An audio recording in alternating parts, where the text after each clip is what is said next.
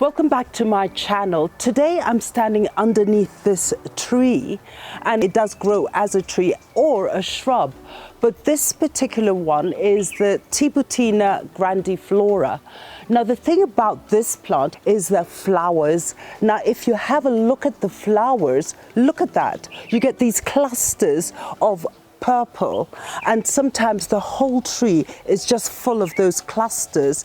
Now the thing about this tree is that when you do have them, there's so many other different types of species. You get it in lilac, the flowers, or in white, and then I have the purple one. Now the thing is that what you call this tree is either the princess flower or the glory bush. But in Brazil, where it comes from, South America, it's its native habitat, is that they know it as the Brazilian spider flower, and they usually use the blossoms over Easter in the churches. So welcome back to my channel. I'm Alice and I'm the Red Soil Gardener. Let's talk more about this tree and learn how to propagate it.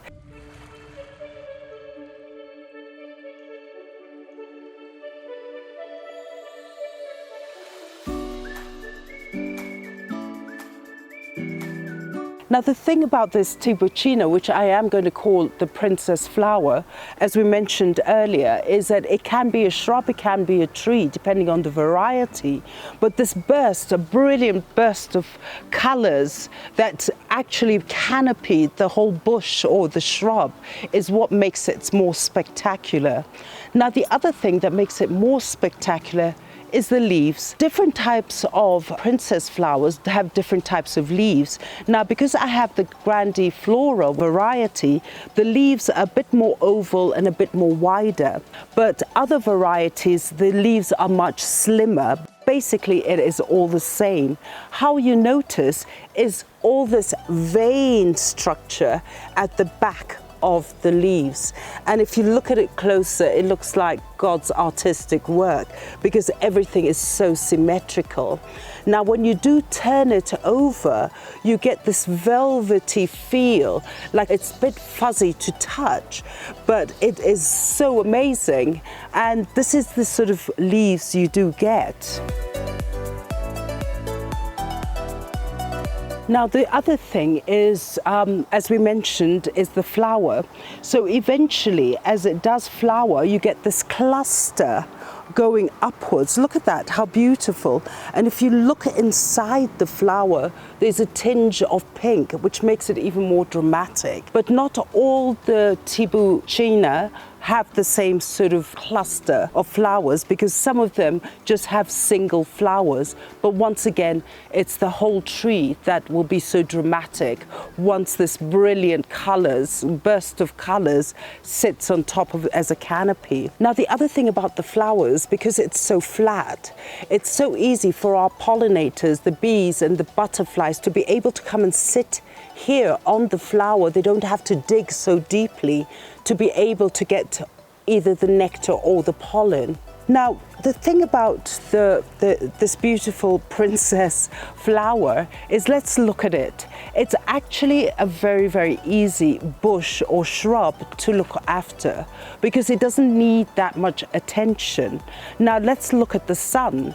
Basically, it can manage in full sun, but partial sun is also good. Where I do have my tree is it gets the morning sun, and usually that is actually quite adequate. What happens is that if it does get too much hot sun, direct sun for the full day, is that the leaves do turn yellow and then they fall out. But if it doesn't get enough sun, what happens, it won't flower, it won't bloom that much. So you need to find a balance, and what I find is having the morning sun, which is usually on that side till about maybe 1 o'clock, 2 o'clock, it's adequate. 6 hours is enough. Now let's look at the soil requirement. Basically, with the princess flower, it likes a well-drained soil. So for those who live in areas where you get a more clay soil, I would actually advise you to put a bit of compost. If you're growing it in a container, do put a bit of perlite. We need to get the drainage sorted because that's when it's always happy. Now let's look at the water requirement. As we mentioned earlier, it is such an easy plant to look after. It's not fussy. However, if you're starting off with your container of your princess flower, or you decide to pot it, to grow it in your garden, initially do give it adequate water, regular water, but once it gets more settled, I would not be so fussy about watering it because it is drought resistant. I would only really water it, especially if it's really hot, like the big summers that I've been getting, then I would actually give it a bit more water. And also during its blooming season, it just needs that water, that moisture to actually activate its blooming season. So once you do have your princess flower, is that in Europe or in the Northern Hemisphere, from about spring right through to summer, you will get spurts of blooming happening. And in countries that you do have a more warmer climate, is that their blooming season is much longer. But basically, they are great bloomers. So right through spring and summer, you will get blooms. Now, because it does bloom, is we're looking at and thinking maybe I need to deadhead it.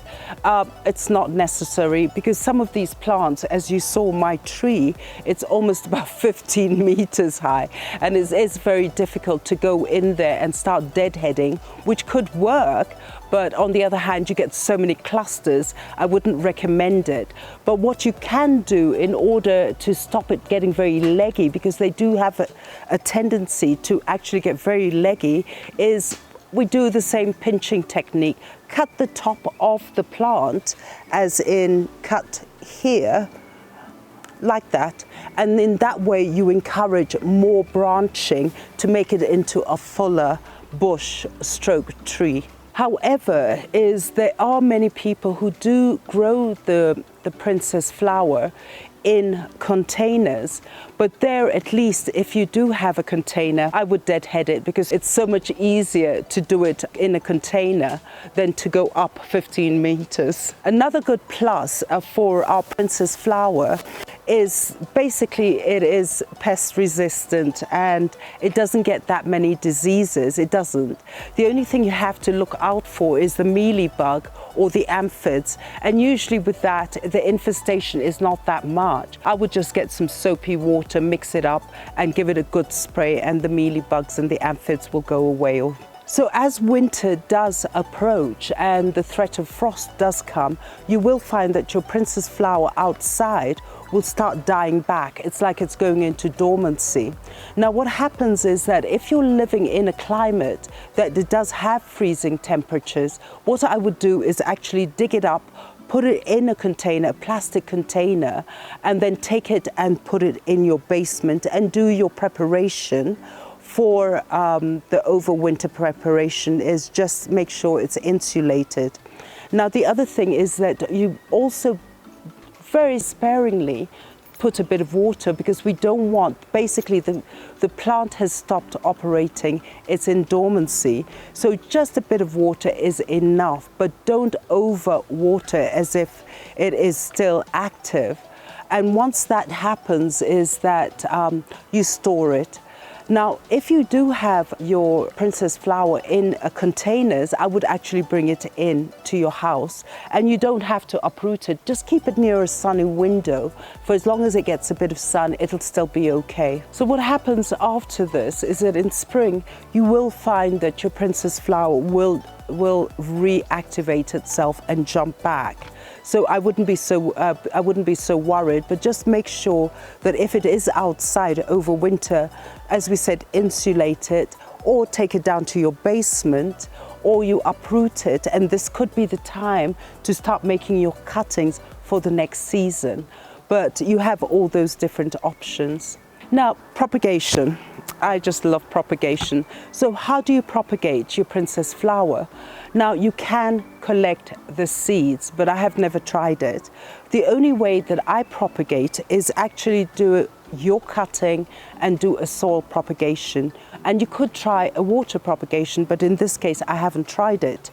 Now, what you do is that when you do go to your princess flower, is you get your cutting, and I would actually go for the green cuttings because it does get quite woody as it gets older, but propagation is good when you do have a green cutting. So what I'm going to do here is these are what I took from the tree,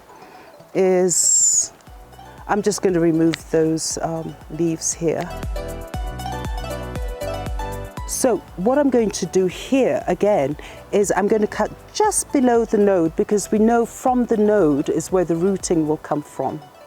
Then the other thing is I'm going to remove these two because we don't really need it. We've got quite a bit here. So I'm going to just remove those two, and I'm going to nip the top just like that because we don't want it to start to flower. So with this as one stick, now again I could do the same here, is I'm going to remove this bottom ones here like that, and then I'm going to cut just below the node again here like that. I will leave these two, although they are quite big. Well, we'll figure it out, but I think it can work. So let me just remove this one. So what I have is two, which I'm going to propagate, and I'm just going to remove this. So what I've got here again is my moist soil, well drained, and I've put actually a bit of vermiculite in there in order for it to retain a bit of moisture. And as we know, is that when you are doing a propagation, is have a bit of moisture for the rooting process to kick off. And also what you do is once you've propagated it, you don't put it in direct sun, you put it in a shady area and just lightly again water your soil so that the container is always moist. And so all you need to do is you take it and just put it in the soil. Make sure that the node is submerged. Make sure that the node is completely under. That one's in. I might just remove one leaf there. And then with this one again, I'm just going to clean it out here. And again, I'm going to submerge it up to about there, under, and that's where the rooting is going to take place.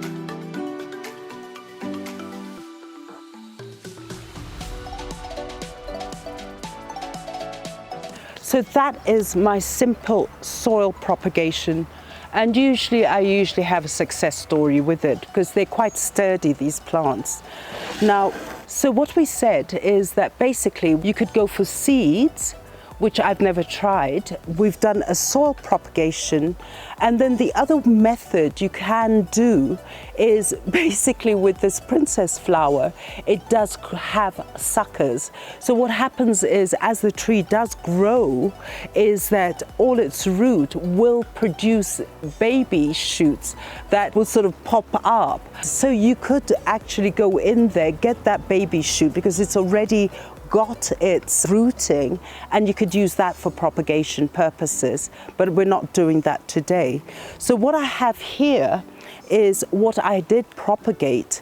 These are my princess flowers that I did propagate, and all I did was a soil propagation. So I am going to actually pull them out and let's see if we have rooting. There we go. That's one propagation. Look at that lovely rooting. I'm going to just put it here, lie it, and then again we got the next one coming up. And again, another success propagation using just the stem and soil propagation.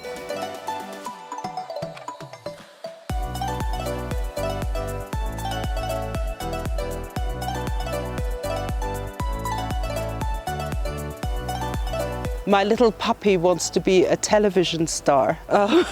It's just bothering. So now what I've done is I've got, as we know with propagation, now we're going to put it into this container, and until I decide what I want to do. But I think basically what I'd like to try with my princess flower is eventually, instead of planting it actually in my garden, I would like to have it in a container and then manage it until it's about maybe 2-3 feet tall, and then just keep managing it and nipping it, pinching it, so it becomes like a bush. And then in the end, when it does flower, I'll have the cluster almost reachable for me. So what we're going to do first is that we're going to plant it in here, and then as it grows, as I said, we'll put it into bigger containers, and then I will leave this one in a container. So here we go. We'll take this one and put it in here. There we go. And then we'll take this one. I'll put 2 of them together because that's how I'm going to actually plant it when I do get my container. And I will just throw this one in here. We'll place it in here.